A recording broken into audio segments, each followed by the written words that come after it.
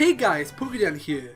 So recently, fellow PokeTuber Mystic Umbreon made a video discussing what his Pokemon team would look like if Pokemon existed. Now watching this video, I started to come up with my very own team and it inspired me to make my own video on this topic.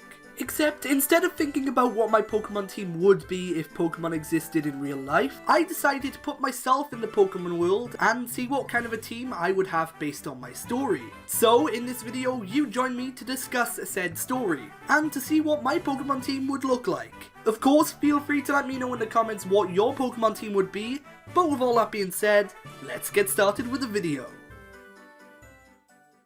Okay, so first off, my trainer is born in the Sinnoh region, and specifically Veilstone City. As well as this, I also have a family in the Alola region, and that's where my Pokemon journey technically starts. When visiting family in Alola, we all decide to take a trip down to Sinnoh Beach. At this location, I find my first Pokemon, a Chinchou, which was washed up on the shore after being attacked by Sharpedo. Instantly, my family and I rush this Pokemon to the Pokemon Center, where we wait to find out if it's okay. Of course, Chinchou makes a full recovery, and seeing how we helped it in such a dire situation, it decides that it wants to become part of the family. And that's where my father captures Chinchou. You may be thinking, Dan, I thought you said this was your Chinchou. Well yeah, it later is. But at the time when all this is happening, I'm just 9 years old and not ready to begin my journey.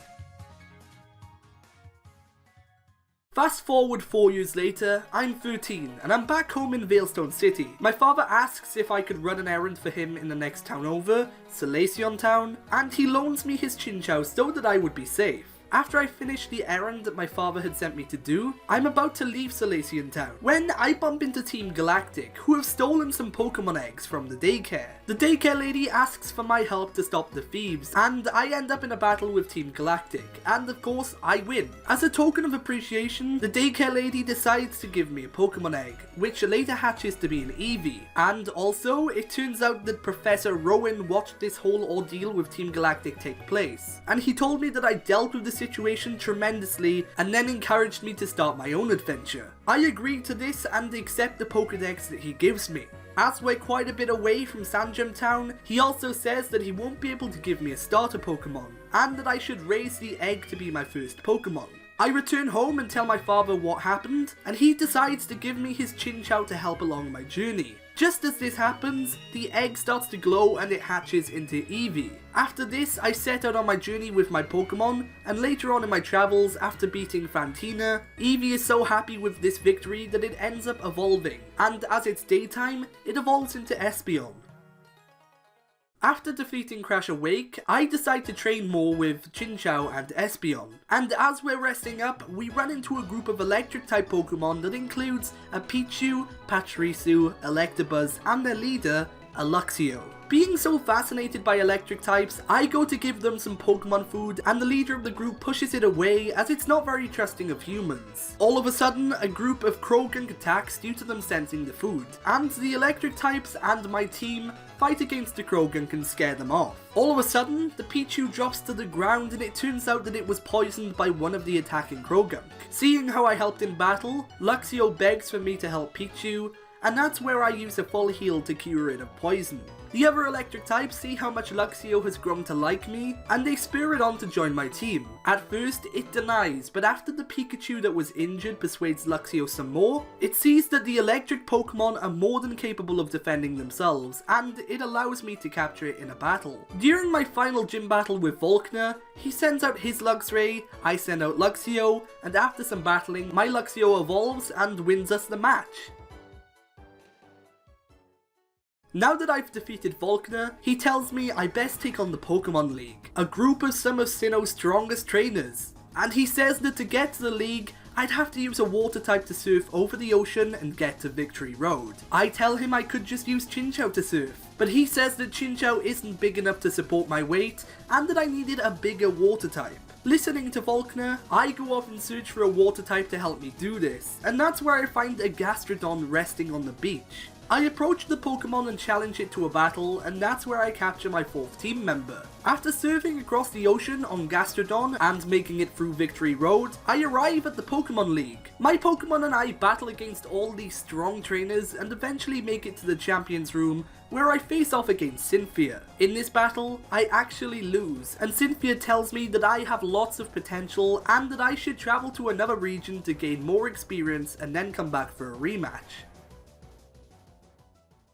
After returning home, I take some time to think about where I should go next. And that's when I look at Chinchou and decide to go back to Alola. After saying goodbye to my family, I head to this new region and take on the Island Challenge. I defeat Lima in a battle in Hau'oli City and make my way to the trial site. And all of a sudden, a wild Ekans jumps out at me and wants to battle. Seeing how much of a determined battler this Ekans is, I decide I want it on my team, and I capture it. This Pokemon helps out a lot on my Alola journey, and when battling against Totem Lurantis, it suddenly evolves into Arbok and takes out the Lurantis with one Poison Tail. So after defeating Lush Jungle's Totem, I look at my team and I'm proud of how every Pokemon has grown. But yet, I still feel like something's missing. When leaving Lush Jungle, I move on to the next route, and that's when I feel a huge gust of wind. All of a sudden, a Fletchinder gets thrown at me by this wind, and it gets startled and frantically flies away. As I see this Pokemon fleeing, I believe that it could be my final team member, so I chase it. Eventually, Fletchinder lands on the ground and sees that I followed it. It starts posing as though it isn't afraid of me, and that's when I send out Espeon to battle. Fletchinder quickly flies up into the air and uses Flame Charge, and knocks my Espeon straight out. I send in another Pokemon to weaken Fletchinder, and after quite some time battling, I eventually capture it. Much later on in my journey, and in fact whilst I'm battling Totem Kommo-o, my Fletchinder evolves into Talonflame, and it helps me get the win. After this, I make my way to the newly formed Pokemon League of Alola in hopes to defeat this region's champion. Once again, I manage to defeat all Elite Four members just fine, and I make it to the Champions Room. This is where I run into Professor Kukui, and he tells me that there isn't a champion yet, so I'd have to battle him. After battling and defeating Kukui, he gives me the chance to become the new champion of the Alola region, and it's at this point where I know that I've grown so much as a trainer. I decline Kukui's offer because I know that I have to go back to Sinnoh and rematch Cynthia. Kukui is blown away by me declining such an important role, but he understands my goal. He says that if I ever return to Alola, I should come back to the Pokemon League. After agreeing to this, I prepare to leave Alola and go back to Sinnoh.